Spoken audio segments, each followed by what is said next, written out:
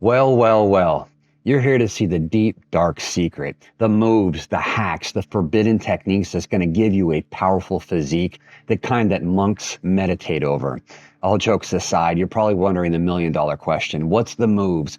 What's the juicy secret sauce that's going to unlock the machine that you're trapped in? Well, today's your lucky day.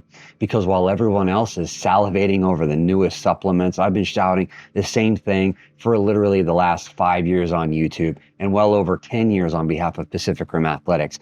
And it'll help you build superhuman strength and skill, or at the very least, above average.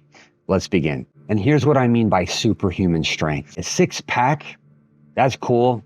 Big muscles, that's cool, but it's only the beginning. What I mean by superhuman strength, I mean resilience, athleticism, a powerful physique that can move well, that's fast, and of course, that's strong.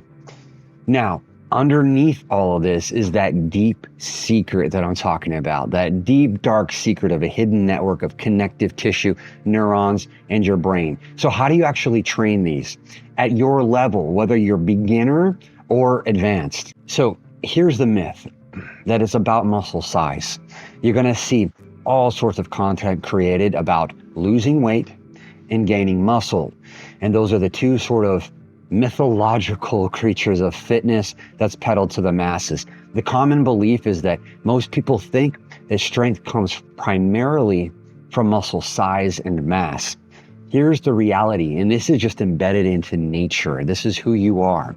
Your connective tissue, tendons, fascia, the ligaments, these store up to 10 times more elastic strength and energy than muscle. Your hidden tissue is a powerful slingshot, while your muscles are just the anchor. There's actually a move that we do called the slingshot muscle up. So it's where you are up at the top of the bar. I teach people to do a muscle up from the top of the bar, and then they descend rapidly and they swing. They have a slingshot effect that allows them to propel back up over the bar and achieve muscle ups. And that's how I teach to gain multiple muscle ups as well. But it relies on connective tissue. And so there's that way. There's also the slow way, of course, the nice controlled muscular muscle up. But then the slingshot muscle up is generating tons more power. And so that's one example of that. Now, this is your body's strength superhighway. Dr. Robert Schleip, leading fascia researcher, says this: the fascia system is our richest sensory organ, even more so than our eyes and ears. Because of this, fascia contains 6 times more nerve endings than muscle fibers, making it your body's most sophisticated sensory network. And that leads to strength. It's the compounding effect of everything that you're sensing, everything that you're intaking as inputs, and then how your body is able to respond and adapt accordingly. And this is the force, the real forces behind your movements. Did you know that only 30 to 40% of your movement, especially athleticism, is muscle contribution? The muscle fibers contribute only about 1/3 of your total force output. In contrast, 60 to 70% is relying on connective tissue. This is directly why people get injured and they don't even realize it. And they blame it on age, or they blame it on lack of coordination, or this is the big one, lack of talent. It's not any of those things. Here's the deal. Tendons and fascia are responsible for efficiency, injury prevention, and the most important one that you're going to see on a day-to-day basis where injuries occurred is speed. Think of just a fall. If you fall on the ground to catch yourself, you sprain a wrist, you break something. The tendons are just not strong enough. And then underneath all of that is the neural hardwiring that's basically running your entire body. And so whenever a person isn't engaged in the type of lifestyle that is requiring high levels of movement all the time, they're in this boat of the lack of connective tissue and definitely the lack of neural hardwiring. And so they think it's about, I just need to lose weight. I just need to get more muscle.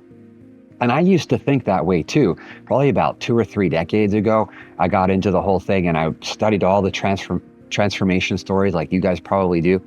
And I still eat I have my nutrition protocol is different for everybody, but I thought that it was about the muscle. And so I went to work and did all of this grinding over the years to try to generate more muscle, and it's not that at all. And this is where people get frustrated because of the fact that connective tissue takes a little bit longer than muscle. And we'll talk about the timelines and how to do it in just a second. But the connective tissue takes a little bit longer than muscle. And so people think, man, why am I stuck? Why am I not able to do a press handstand, a muscle up, a human flag, a flare, a flip, run around, have good coordination and athleticism? Or you're feeling the aches and pains and you're only 25 or 28. I've heard people say that they feel like, oh, that's a young man's game, and they're only 28 years old saying that. So the reason why is because the energy is being directed into the 30% category. And that's why in some of the ads that I say, your training is off by 70 to 80% sometimes. And so you're missing all these other pieces. And a large part of that is the kind of lifestyle that you're leading and the kind of physical activity and movement that you're doing. And so here's some examples down here. When elite sprinters push off the track, their Achilles tendons withstand forces of 12.5x body weight, a load that would actually snap muscle alone. So these things are working in conjunction with each other, and then it's sending nerve signals up through the body and then back down, and it's firing things faster than you can even think about. And so when everyone is saying do slow reps, that's a whole other video, but slow controlled reps, there's value in that. Yes, I get the whole philosophy, and we even do those kind of things, even static holds. But these things are happening faster than you can even think about it. And so if you're not living that way, and of course training that way, then your body just is 70% off of what it could be. And so same for Powerbatics, like jumps and vaults, up to even 14 times body weight. And then if you consider, again, I don't mean to like focus on the negative, but like injury prevention, I'll put it that way, in terms of, falls, if you're doing something on the weekends, if you're snowboarding, skiing, things like that, those are impacts that are requiring your body to handle forces. And so if you're not doing any of that stuff all throughout the week or all through a whole entire season, and then you go do that, what do you think is going to happen? And you might not notice it with a catastrophic injury, but it might be a chronic one that starts to build over time. So this is nature's elastic energy system. It's the kangaroo principle. Kangaroos recycle 90% of their jump energy through their tendons, which act as biological rubber bands. Now, the cool thing is that humans can develop similar elastic efficiency, but only with proper training focused on connective tissue. This makes me think of, again, 2-3 decades ago, even before YouTube, I would watch the videos. I would wait for them for decades for them to download of some, we called it freestyle walking. I didn't know any other name. We just called it that. And we heard about people that would run up buildings, jump off of buildings. And then I heard that it was called free running. And then eventually the name parkour. But anyway, I studied some of these people, and then I studied the evolution of these things. And you've probably seen some of this kind of stuff online, and the heights and jumps and things, and some things that I've trained for since then as well. But the amount of force, I was like, how can a person be able to do that and withstand that? Well, it's by these very things that I'm talking about right now, which go hand in hand with injury prevention. So like I say all the time, the things that expose the weak links are often the things that actually strengthen them, so that your whole body is trained. And so that's, again, here's a note at the bottom, why I emphasize upgrading your entire system, including connective tissue, and not just building visible muscle or losing fat, but that comes as a byproduct. And so you get what I call a powerful physique. So here's your real strength bottleneck, okay? It's your brain. And there's a couple of components in here. And this might make you mad, I know people want to see the moves, but I'm giving you the real raw data of how this stuff actually works. So the neural command, the strength gains in the first 6 weeks. So this could be anything. This could just be basic weightlifting or whatever, or it could be strength and skills, body weight, which is really simple to get going too. But this is almost entirely, people think that it's from building muscle. It's not. You can go lift weights for 6 weeks, or you could even do what we do, how we train, for 6 weeks. And your strength isn't coming from the muscle growth. It's coming from improved brain muscle communication. It's coming from improved coordination. It's coming from things being able to fire together that weren't necessarily firing together before. And that's why sometimes you feel I haven't ever felt those muscles work before, or I didn't even know I had those muscles. And that's why people can gain, for example, I use the bench press because it's an easy one that a lot of people have done. But you can go into the gym and you can get gains in bench press relatively quickly because it's a very simple movement. And then your brain and your muscles start firing together, and then you start seeing the increase there. And depending on how you lift the weights, if you're doing rep ranges of like 8 to 12, then you're going to see sarcoplasmic hypertrophy, which is an increase in the glycogen stores of the muscle. So not necessarily the size of the muscle tendons, but the sarcoplasms. The second thing is the activation power. So untrained people, you can only activate like 60% of muscle fibers, okay? And that voluntarily. But elite athletes, they're training to get to past 90%. A couple other terms here is like your absolute strength. So your absolute strength is your involuntary muscle contraction. This is like if you were tased by a stun gun and your whole body fries, everything is flexing. A seizure would be the same kind of thing. So that is the absolute strength. Your maximal strength is what this note is talking about here, which is the voluntary contraction of muscle, the voluntary energy output that you can produce. And so a person that's untrained or only doing 16 exercises in the gym, bicep curl variations included, there's a very small group of movements that you're actually doing. And so even that would be in some cases very untrained. You're only activating this much. And so as you become an elite athlete, you're activating this much. So again, another reason why 70 to 80% of your training is off. And then the efficiency circuit. So enhanced neural pathways can double strength without any muscle growth. This is the extreme version of this would be like the elderly person lifting up the car off of somebody that got caught underneath. Things along those lines. That's the very extreme. But again, the lifestyle of the movement and how you train is continually building up so that you're approaching that higher absolute strength. And this is what Dr. Yuri, I hope I say his name right, but Verkhoshansky, the father of plyometrics, this is what he says: the nervous system governs the muscular system, not the other way around. This is a perfect quote for, if you don't have this understanding, get this understanding that you cannot force anything. You can't force. When you force, you hurt. You hurt yourself mentally and physically. It's gradual progression, development, transformation. And the nervous system governs all of this. So if you try to force your way through to higher levels of strength and skill, and I'm not saying that it has to take ages or forever. It can happen relatively quickly, but you can't force it.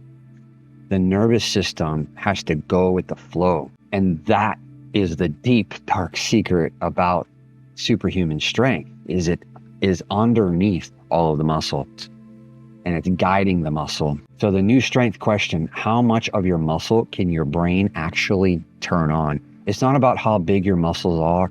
I always say, I don't care how good your six-pack looks if what's underneath is atrophied. And people always think, oh, there's nothing underneath the six-pack. There is. I think that the rectus abdominis, the six-pack, sits on top of the transverse abdominis. So there are muscles underneath there. But I mean that more reading between the lines of what's atrophied. Is your nervous system atrophied? Are your bones brittle? Are they not? Are you not withstanding impact and the ongoing lifestyle? So it's not about how big your muscles are or how good your six-pack looks. It's about your neural efficiency in recruiting what you already have. Now, there's a longevity gap. Okay? Muscle tissue. The complete turnaround is it could be in as little as 3 weeks, but up to 12 weeks. So this is why you see a lot of strength training programs. They'll be like 60 to 90 days, because they're able to sort of hack the system and show a little bit of fat loss and maybe some muscle gain within that time. And then you can get your transformation photo, and it responds quickly to training. Connective tissue, on the other hand, you've got to train properly. You've got to be doing the right things in the right ways. And the complete collagen turnover takes 6 months. This is why a soft tissue injury, even like a sprain, can take so long to heal. Or surgery on a blown out shoulder or blown out knee, that could take 12 to 18 months.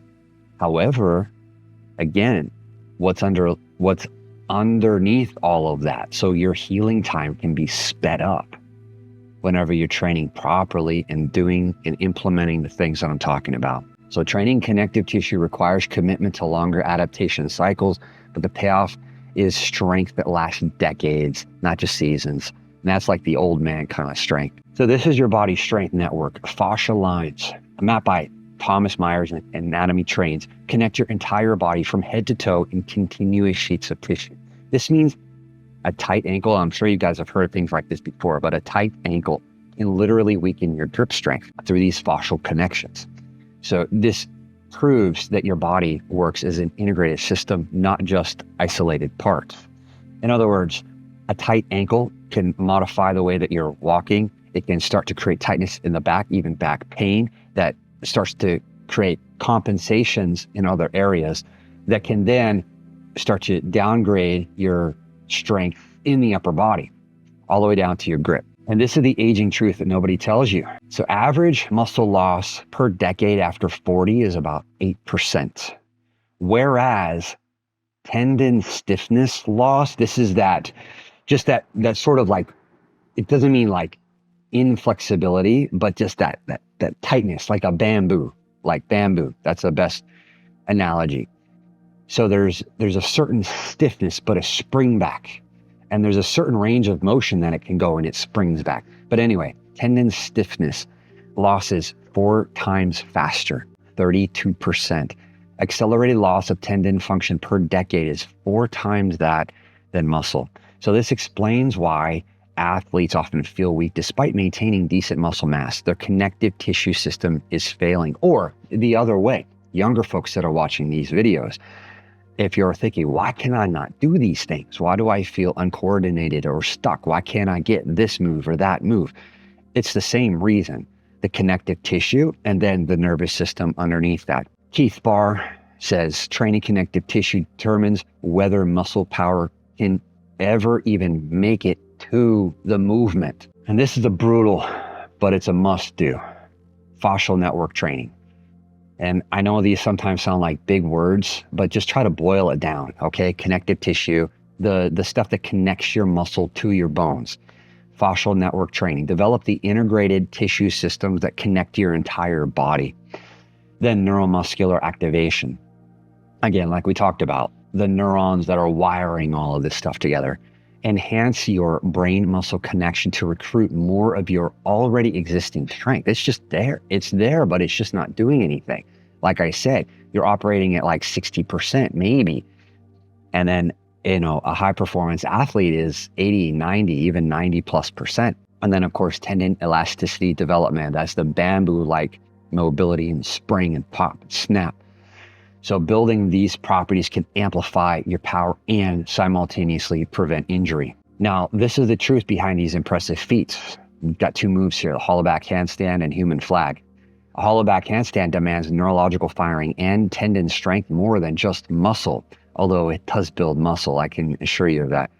The human flag is also 80% tendon and ligament tensioning, only about 20% pure muscle contraction. That's why sometimes when we're training, we'll get, and this happens a lot in planche training, we'll use it's a wall squat. Basically, if you can imagine your feet up on the wall in a squat position, and then your hands are on the floor stretched out in front of you. And then as you extend your legs, you glide into a planche position.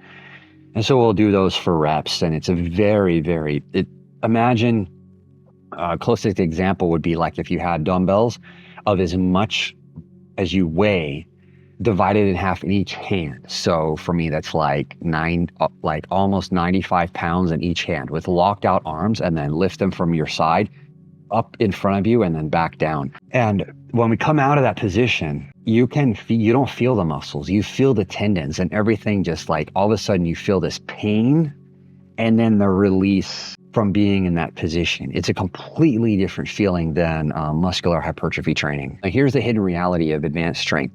When you see someone perform an impressive move, you're witnessing mastery of tissues and neural wiring that most people just never train. What looks like pure muscle strength is actually an integrated system of connective tissue and precise neural control. It's just a whole different ballgame. Now, let's break this down into how you can implement this for training, a 12-week transformation. So some research does show that connective tissue can adapt to be twice as stiff and strong. And again, by stiff, I mean that elastic sort of tensile strength like a bamboo in as little as 12 weeks of correct training, okay? Not just winging it. So weeks 1 to 4, you're gonna have neural adaptations start to take place, and that's just normal. Collagen production will probably start to increase. Weeks 5 through 8, the fascia, the connective tissue, the soft tissue, is gonna start thickening. You're gonna have improved elasticity. You're going to have enhanced proprioception because you can actually depend on those pieces of your body. So your balance and coordination and all those things that tie into proprioception are going to work a bunch better. And then weeks 9 through 12, you're going to have significant tendon stiffness, increased dramatic improvements in power output.